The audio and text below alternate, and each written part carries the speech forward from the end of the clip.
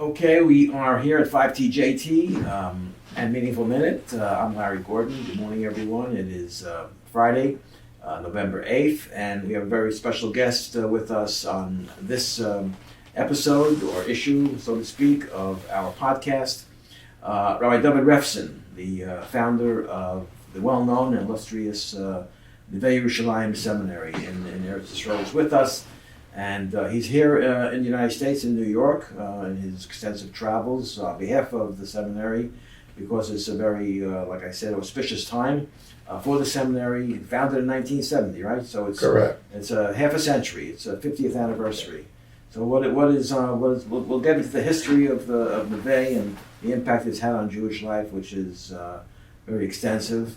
But what is planned for the 50th birthday for the seminary?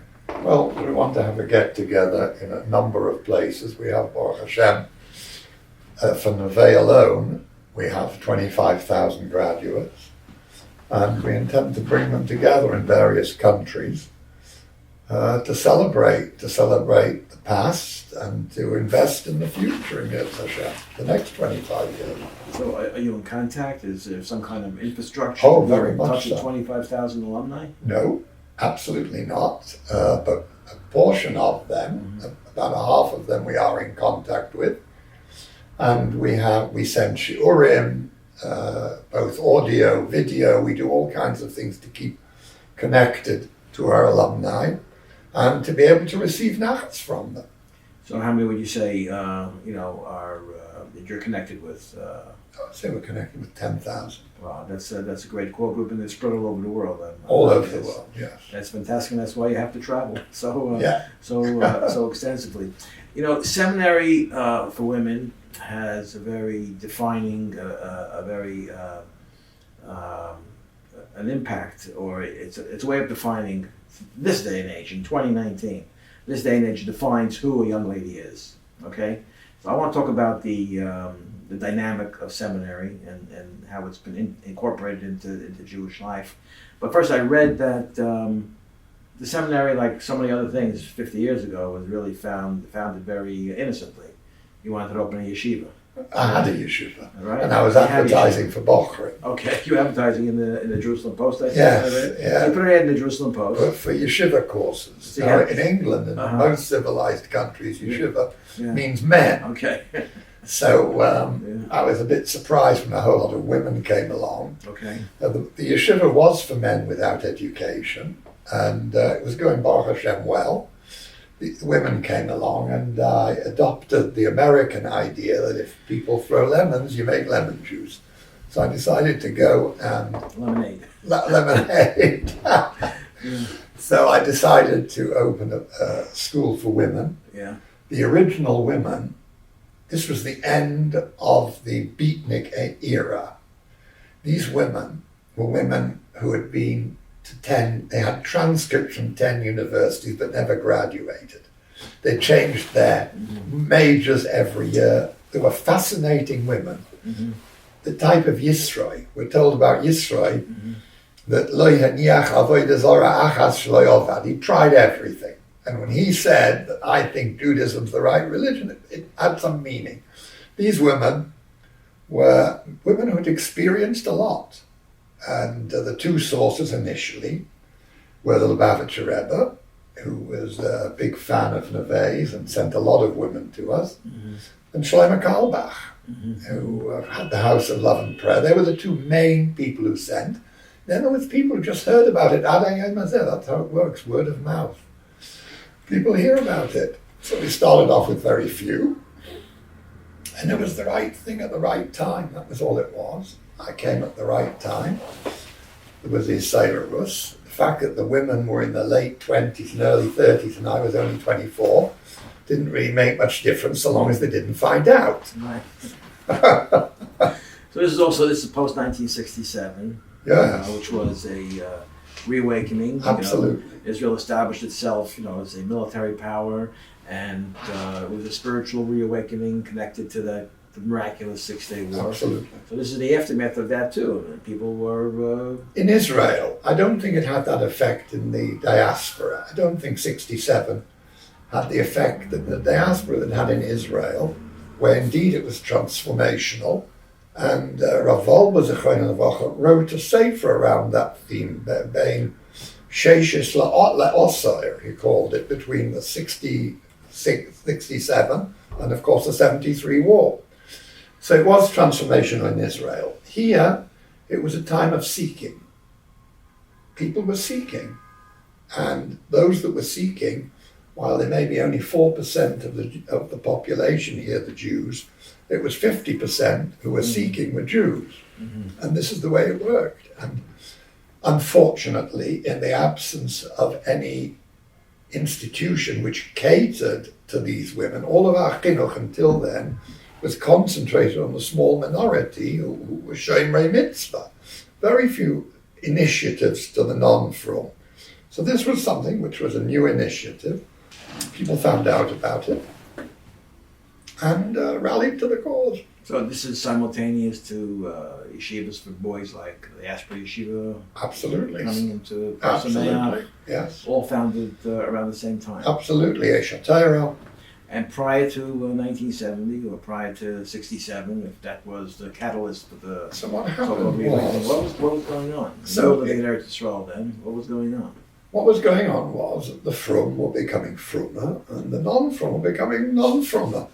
That's all. There was very little effort to bridge between the populations. Our Israeli department is a flourishing department, so much so we're opening a second school now for Israelis.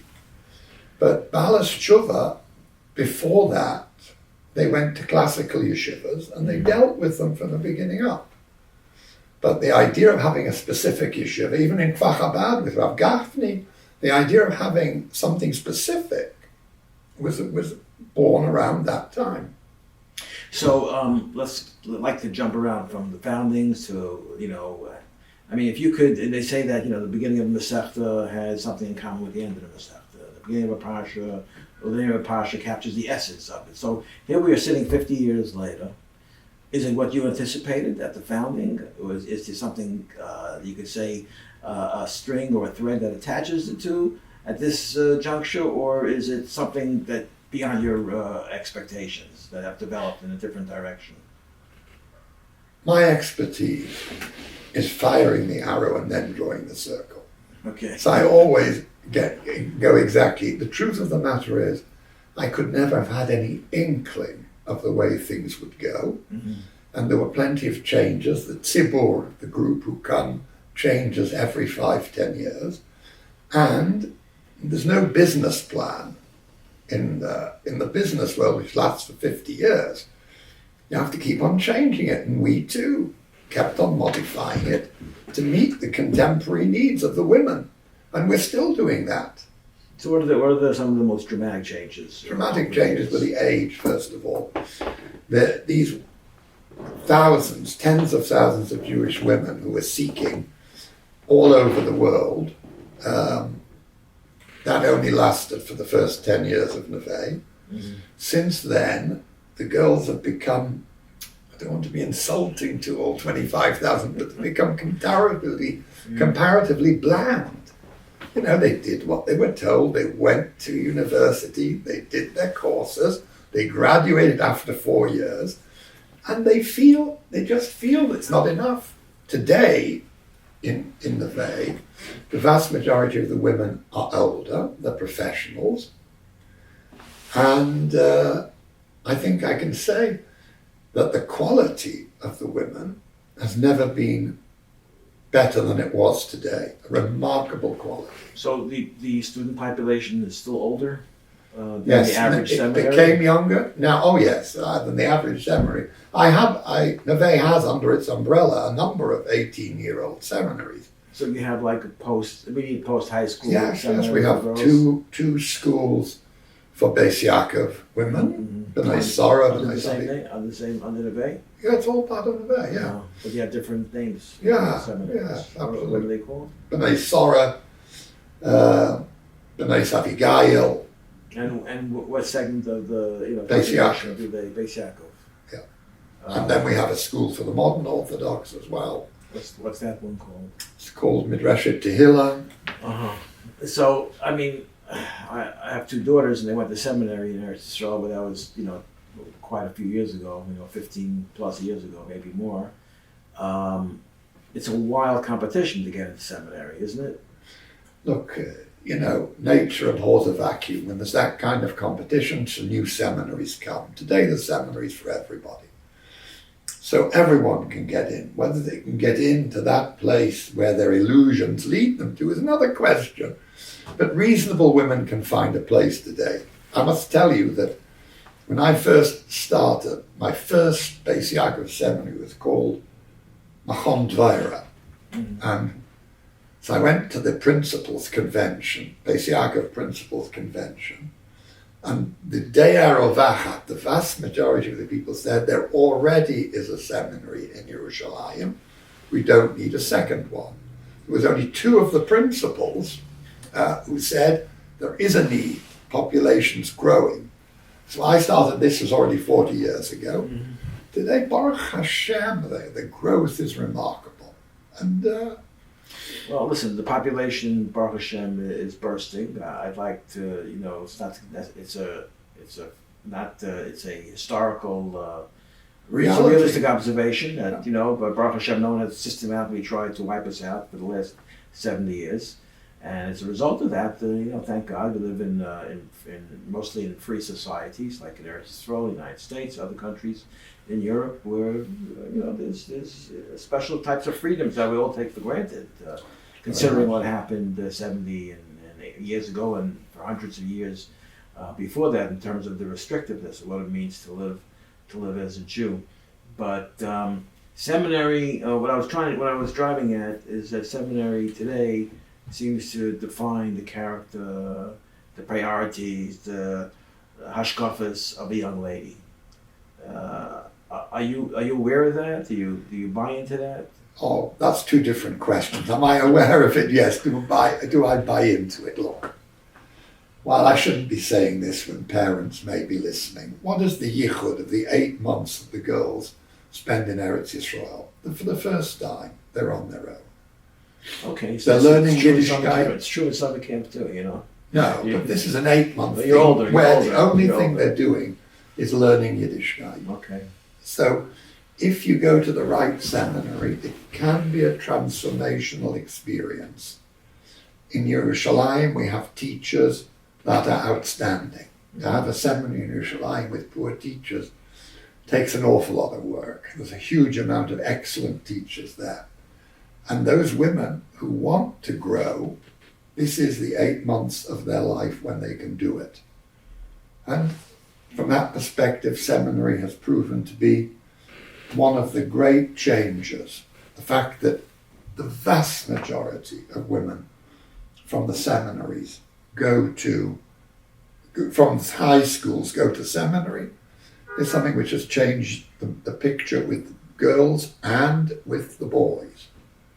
In terms of the yeshivas. Yeshivas in Eretz Yisrael, there's no question. The girls outnumber the boys, I think. No. The boys outnumber the girls? It's about the same. They go to seminaries? About the same. Seminaries versus yeshivas?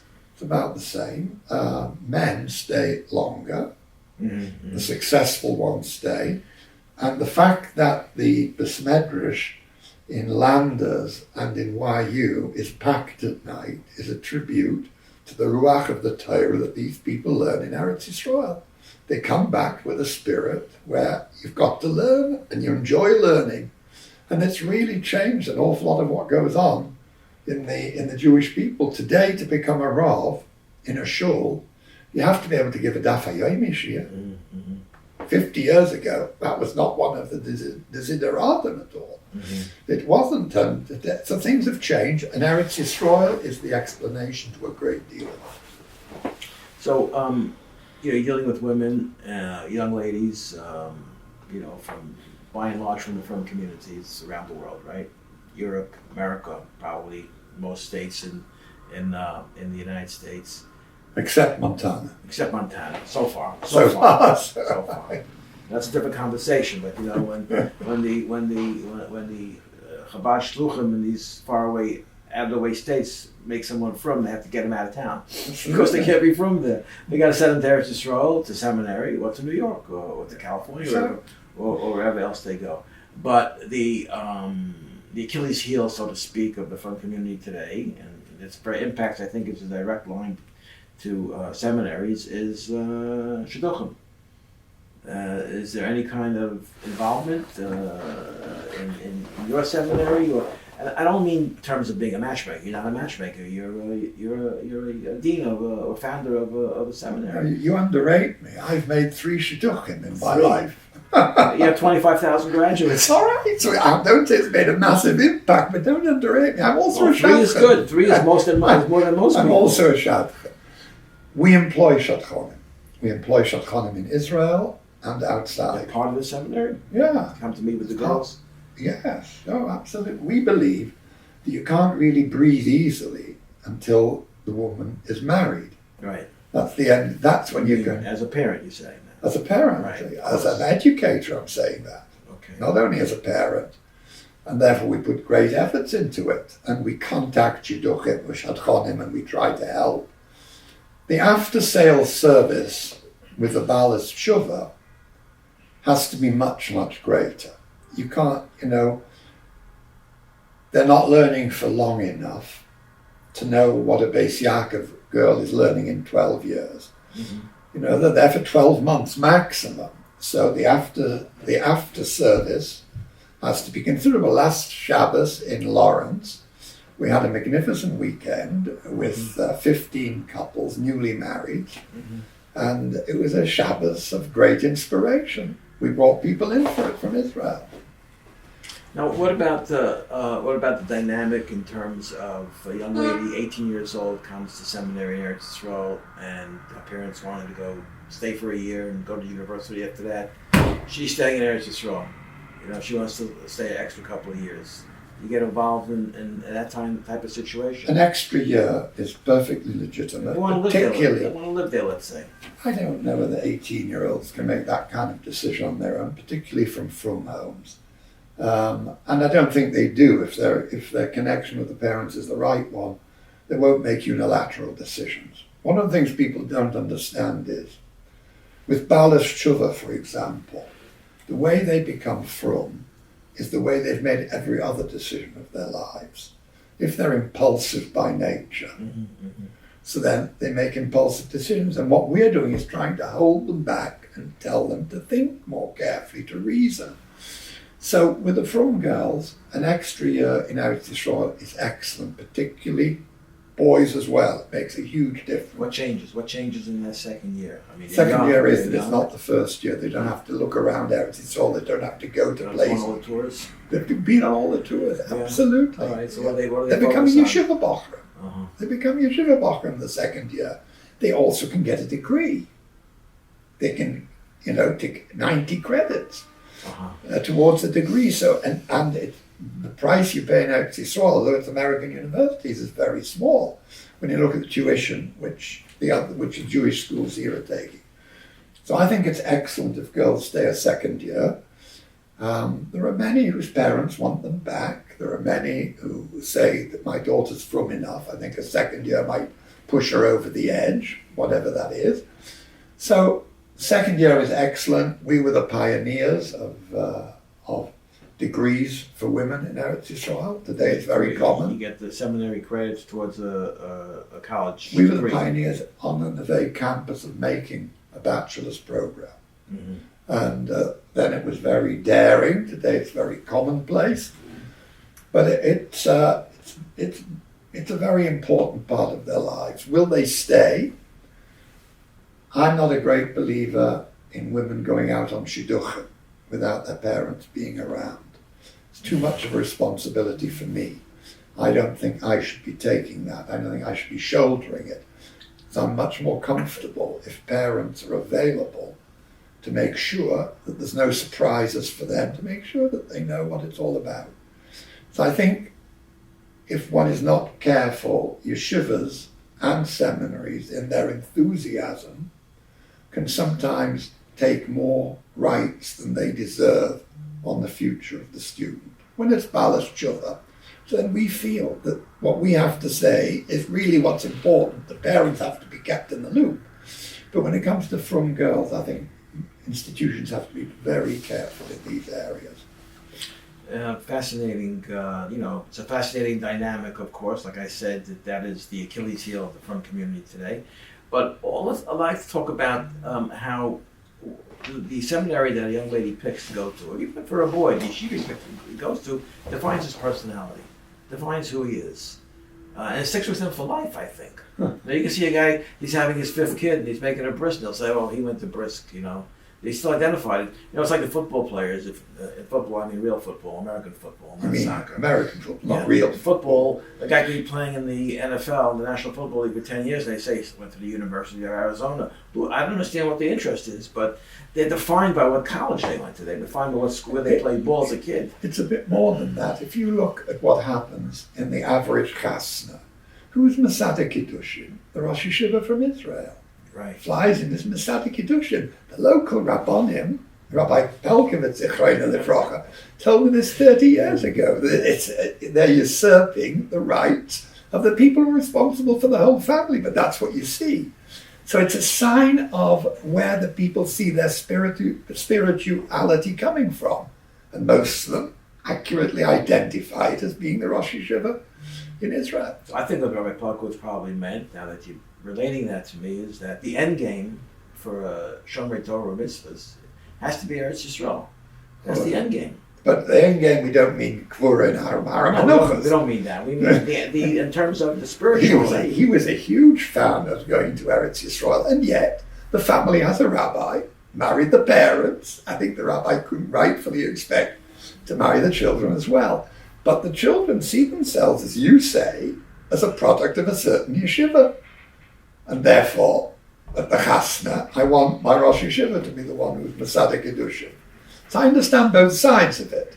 Is it healthy afterwards? No, the Rosh Yeshiva doesn't have the same kind of influence that a local rabbi could have. But the system, the praise for the system and also the criticism of the system is, especially for the young ladies, from what I've observed, is that they're indoctrinated in a certain way. I don't mean in a bad way. I mean, indoctrination could be healthy. I'm not sure that indoctrination can be healthy. I don't believe. I didn't say brainwash. I'm not saying brainwashed. Even indoctrination. Although that takes place too. I mean, they're young, and this goes for the boys and the girls. They're young, and they're being indoctrinated with certain priorities, and that's gonna stick with them. So it's not a surprise when they come back and they get married and they want the Rav for Israel to be the I just don't believe that indoctrination is the right word here. Well, they come to Eretz Yisrael open-minded, blank slate, and some places, and it's up to the teachers, to the machanchim, or the women that are the teachers, to draw a picture for them on that blank canvas, so to speak. Well, so after 12 years, it's a very powerful position that you're in. If after 12 years it's a blank canvas, it's och and vey. They've been 12 years. They're open to. They're still evolving. They're evolving intellectually. So it should be, absolutely. It is a big responsibility, and I think the intelligent people who are running seminaries and yeshivas take this responsibility very seriously. Are there irresponsible people? Are there people who fire from the hip? Of course there are. Of course there are people who shouldn't be in this position of responsibility, who seem to take delight in contradicting everything they've done until then. That's a very negative phenomenon. Can we talk about the cost of seminary a little bit, as it affects Neve, which you're probably most familiar with, but the other seminaries too? I mean, there's a social pressure to go to seminary. Not everybody could afford it here, but people, they won't eat meat during the week. In order to sit, doesn't happen. It's never happened. I'll tell you this is one of the great myths of seminary. One of the great myths. That it costs money to go to seminary? That the average seminary, the average girl pays full price. Okay. In fact, the average tuition for most of the schools is between a third and a half of the sticker price. That is less than they pay in schools here, and they get, in addition to studies, tuition. They're living there, they're eating there. So I make no apologies about the cost of seminary at all. And the idea that people like myself are becoming rich from it is just totally... I wasn't suggesting that. No, I'm saying You do, other you know, people do. Other people do suggest it. They say, we're going to open a seminary and make money. There was one person who told me that. Seminaries have come and gone over the years because they were making money, and then They're not making money. Then they got pushed out because other seminaries became popular and they couldn't stay in business anymore. Otherwise, the old would have still existed. I think today. we all agree. I think we're all capitalists somewhere. I mean, there has to be... Look, that's honorable. It's an honorable thing. Absolutely. Absolutely. I think almost that I know of, there's no women who don't go to seminary because of the costs. Today, you can go to seminary without... So the cost is negotiable, you're saying. Absolutely so. And you get a great education, and everyone stays in the dormitory. Everyone. These are kids. You can't allow them. And you've got to feed them at least 3 times a day, if not more. Yeah, we feed them 3 times. They eat 6 times. That's the problem. And then we get the blame. Yeah. To blame that... that they're getting fat. The freshman 15. I'm glad you said that. You know. I'm glad you said that, not me. A woman a few months ago said to me, my daughter gained all this weight. I said, next year we're stopping the forced feeding program. It's going to be voluntary. So you're saying all the eating in seminary is voluntary. Well, listen, besides the seminary, besides the kitchen and the food of the seminary, I mean, Israel is like a culinary, paradise. Yeah. You know, those restaurants, they're the best restaurants in the world. They're the best kosher restaurants in the world. Yeah. If you miss that, outside of your education, you miss conceivably, arguably, you miss the essence of Eretz Yisrael. It could be that way. On the other hand, you have to see it as the beginning of taking responsibility for yourself. You have to know how many meals you can eat without expanding. And these people have to learn that. This is part of what they learn in their independence. Nobody's telling you, eat this. Es mein Kind. It's up to you now. See the way it goes. So I believe this is all part of the maturation of the woman in Eretz Yisrael, taking responsibility for herself and therefore becoming closer to maturity. So anybody in Eretz Yisrael, since there's such emphasis, by the way, on weight also, that's just the symptom of our modern society as it exists for the last many years. Anyone coming up with a dietetic program? I think is there such a thing in seminaries? Of course, for boys and for girls. Boys, I don't believe is a problem. No. I think all the responsible seminaries are regulating carbs and trying. Oh, really? You consult dietitians on what you serve to the We had a whole students? process at the Bay in deciding that there's always a salad bar, mm-hmm. and there are always women who skip it. Mm-hmm. And then they come with the tinus to me, that. So you're making a casual sociological observation. Not casual. About our relationship with food is it's very fascinating. But so it's 50 years, and by and large, Neve is part of the vernacular. There isn't anyone that hasn't heard of Neveh Yerushalayim and the contribution they made to Jewish life. So in a sense, it's time to celebrate that after 50 years. It's a golden anniversary, so to speak. We prefer to see it as a yovel. Okay. Which was the time for Hakel, the one time where there's a mitzvah of Hakel, and that's what it's about. But apart from celebrating the past, we're very much looking to the future.